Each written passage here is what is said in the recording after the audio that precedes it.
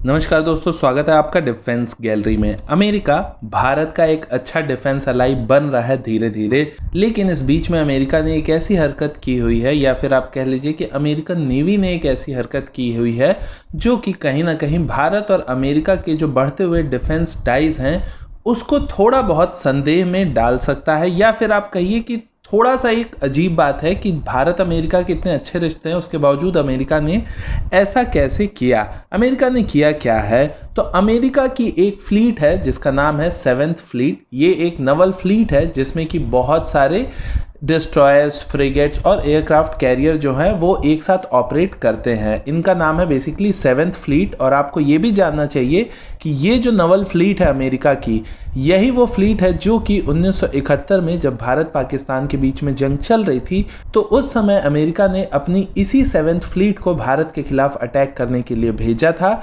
जो कि रशिया की वजह से हो नहीं पाया था। रशिया बीच में पड़ गया था, इसलिए अमेरिका वहां से वापस चला गया था, लेकिन भेजा इसी फ्लीट को गया था। तो इस फ्लीट ने क्या किया हुआ है, तो इस फ्लीट ने 7 अप्रैल के दिन अपने एक प्रेस रिलीज में एक अनाउंसमेंट किया है, और उसमें क्या कहा है इन्होंने ये आप जरूर सुनिए। इनका कहना है कि इनका एक डिस्ट्रॉयर जिसका नाम है USS John Paul Jones DDG-53, इस डिस्ट्रॉयर ने भारत के लक्षद्वीप वाले एरिया से 130 नॉटिकल माइल्स वेस्ट में अपने एक ऑपरेशन को किया है। ऑपरेशन का मतलब यह है, ये कोई ऐसा स्पेशल ऑपरेशन नहीं था, बल्कि एक तरीके का पासेस था जो कि अमेरिका ये इंश्योर करने के लिए करता है कि कोई भी कंट्री जो उसका समुद्री एरिया है उस पे ऐसा तो नहीं कि कोई गलत कब्जा की हुई है। तो यही बेसिकली चेक करने के लिए अमेरिका इस तरह का करता है, और ये बेसिकली और भी कोई देश कर सकते हैं, लेकिन अमेरिका का ही इसमें सबसे ज्यादा नाम रहता है जो कि इस तरह की एक्टिविटी को करता है, जो कि दूसरे देशों के एक्सक्लूसिव इकोनॉमिक जोन में घुसता है। एक्सक्लूसिव इकोनॉमिक जोन क्या होता है पहले आप ये जान लीजिए। एक्सक्लूसिव इकोनॉमिक जोन किसी भी देश का वो समुद्री भाग होता है जो कि उस देश की सीमा से 200 नॉटिकल माइल्स तक होता है।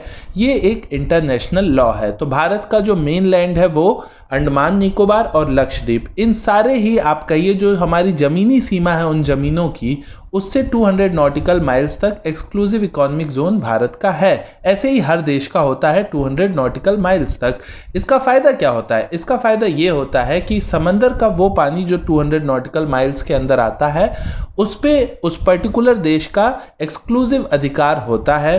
कोई दूसरा देश अगर उसमें आता जाता है तो उसको उस देश की परमिशन चाहिए होती है, जिसका वो EEZ होता है। और साथ ही साथ उस 200 नॉटिकल माइल्स वाले एरिया में आप किसी भी तरह की खोज करना चाहते हैं, कोई रिसर्च करना चाहते हैं समंदर में, वो सिर्फ आप ही कर सकते हैं जो जिसका वो देश है। तो बेसिकली ये फायदा होता है EEZ का।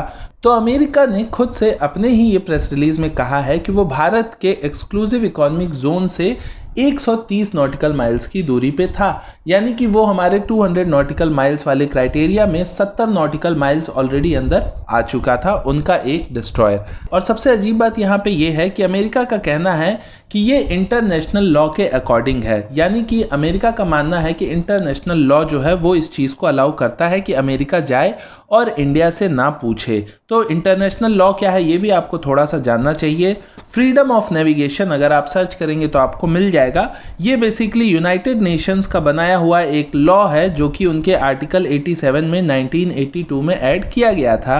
और ये फ्रीडम ऑफ नेविगेशन क्या कहता है, ये एक आप कहिए समंदर का लॉ है जो कि ये अलाउ करता है कि कोई भी सॉवरेन स्टेट या देश, आप समझिए कोई भी एक इंडिपेंडेंट कंट्री जो है वो किसी भी दूसरे देश के पानी में जा सकती है अगर कोई एक्सेप्शन नहीं होता है तो। लेकिन वो जो वेसल होगी जो किसी दूसरे देश की सीमा में जाती है वो किसी भी तरह की कमर्शियल वेसल हो सकती है या कोई पर्सनल वेसल हो सकती है, लेकिन ये कोई ऐसी वेसल नहीं होनी चाहिए जिससे कि जंग की जा सके। और कुछ ऐसा ही भारत का भी बनाया हुआ अपना खुद का नियम है जो कि भारत का मरीन जोन एक्ट है 1976, उसके अंतर्गत भारत भी यही कहता है, जो कि इंटरनेशनल लॉ से काफी सिमिलर है, कि भारत के एक्सक्लूसिव इकोनॉमिक जोन में कोई भी फॉरेन शिप जो है वो भारत के एक्सक्लूसिव इकोनॉमिक जोन में आ जा सकती है एक इनोसेंट तरीके से, यानी कि एक इनोसेंट पासेज किसी भी देश की जो शिप्स हैं वो कर सकती हैं, लेकिन वो जो शिप हैं उनमें किसी भी तरह का कोई एक्सप्लोजिव मटेरियल या मिसाइल्स वगैरह नहीं होना चाहिए। यानी कि जो वॉर शिप्स होते हैं, चाहे वो डिस्ट्रॉयर हो, फ्रिगेट हो, कॉर्वेट हो, कुछ भी ऐसी चीज, या कोई अंडर वाटर सबमरीन या अंडर वाटर ड्रोन जैसी चीज, ऐसी चीजों को छोड़ के कोई नॉर्मल वेसल है तो वो भारत के एक्सक्लूसिव इकोनॉमिक जोन में आ सकता है। उसको भारत से परमिशन लेने की जरूरत नहीं है। ये भारत के भी अपने एक्ट में लिखा हुआ है और लगभग बिल्कुल ऐसा ही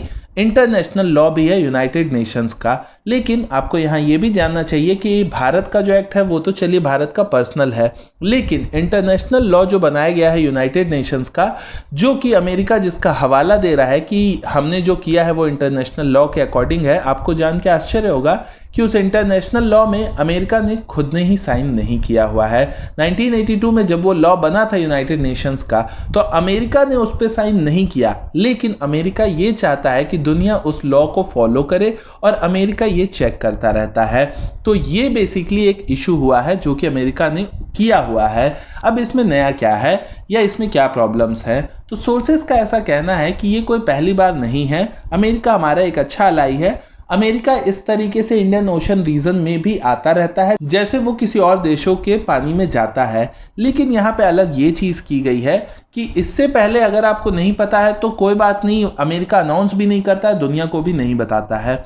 लेकिन अलग अमेरिका ने ये किया है कि इस बार अमेरिका ने अनाउंस किया है और अपने अनाउंसमेंट में ये कहा है कि हमने इंटरनेशनल लॉ के अकॉर्डिंग काम किया है और हमें इस तरीके से किसी के एक्सक्लूसिव इकोनॉमिक जोन में जाने के लिए उस देश से पूछने की जरूरत नहीं है और यही इंटरनेशनल लॉ है। उनके अकॉर्डिंग यही इंटरनेशनल लॉ है और वो ये चेक करने गए थे कि भारत अपने जो एक्सक्लूसिव इकोनॉमिक जोन है उसके क्लेम को बढ़ा रहा है, तो वो इसकी क्रॉस चेकिंग करने के लिए गए हुए थे। तो ये बेसिकली अमेरिका का पार्ट हो गया। इंडिया के साइड से इस पे एक डिप्लोमेटिक एक्शन लिया गया है। इंडिया की ओर से एक कमेंट इशू किया गया है और यूएस गवर्नमेंट से ये कहा गया है कि इस तरह की चीज नहीं होनी चाहिए। ये ना ही इंटरनेशनल लॉ के अकॉर्डिंग सही है, ना ही हमारे खुद के लॉ के अकॉर्डिंग सही है। और इस जगह अगर अमेरिका नहीं होता, ये शायद कोई और कंट्री होती, तो भारत ने एक्शन भी कब का ले लिया होता, क्योंकि ऐसा ही इससे पहले सन 2019 में हुआ था जब चाइना भारत के एक्सक्लूसिव इकोनॉमिक जोन में अंडमान निकोबार के पास घुसने की कोशिश की थी चाइना ने, और उसके बाद भारतीय नवल शिप्स ने उसको चेस करके अमेरिका की उस शिप को बाहर भेजा था। चाइना का वो एक रिसर्च वेसल था जो कि समंदर में जाके रिसर्च का काम करता है, तो भारत ने उस वेसल को 2019 में भगाया था। लेकिन भारत ने यहाँ पे अमेरिका के लिए ऐसा नहीं किया क्योंकि वो हमारे लिए एक फ्रेंडली कंट्री है। पर अमेरिका का इस तरह का स्टेटमेंट इशू करके दुनिया को ये दिखाना कि भारत अपने जो एक्सक्लूसिव इकोनॉमिक जोन है उसको बढ़ा रहा है, ये कहीं ना कहीं थोड़ा सा अजीब जरूर है। तो ऐसा समय जब भारत और अमेरिका मिल के चीन के खिलाफ खड़े होने की कोशिश कर रहे हैं और एक अच्छी पावर बन रहे हैं, उस समय अमेरिका का इस तरह का स्टेप कहीं ना कहीं इन प्रक्रियाओं में बाधित हो सकता है। तो इस पे आगे जैसा होगा हम आपको जरूर बताएंगे। आप क्या सोचते हैं अमेरिका की इस एक्टिविटी से? आप भी अपने सुझाव कमेंट सेक्शन में लिखिए। मैं मनीष मिलता हूं आपसे अगले वीडियो में। नमस्कार, जय हिंद।